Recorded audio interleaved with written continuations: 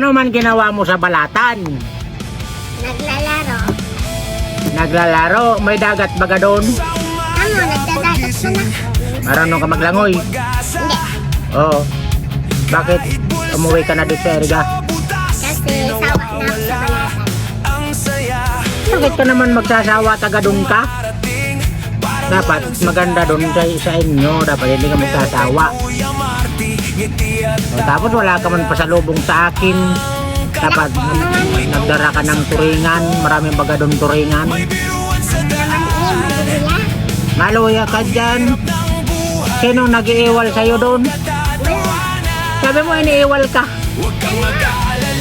Bakit ka iniiwal? Joke lang. Joke lang.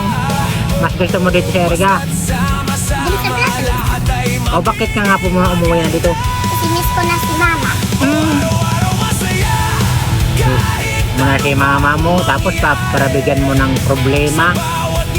Sige mo ang hingi ng pera, tapos kung ano-anong binibili mo. Hindi naman.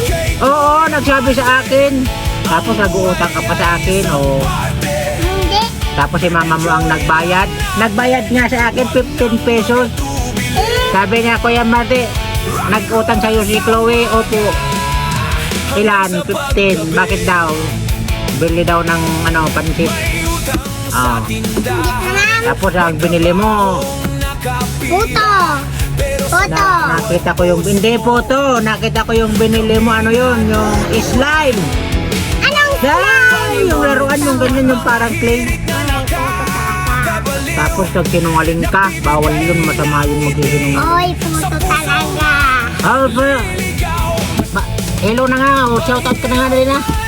Shoutout sa mama ko. Sino, bati sa pangalan, sabihin mo. Jonalyn Flores. Ano pa? Papa ko, Jobert Flores. Yan, ano pa ang sasabihin mo? Ano? Tagal. Salamat sa pag-aalaga sa Yan, very good, ano pa? at sa papa ko. Thank you sa pagbibigay sa akin ng laro. Ano yun lang, laruan lang? Saka pera. Oh, o ano pa ang sasabihin mo? Yun lang.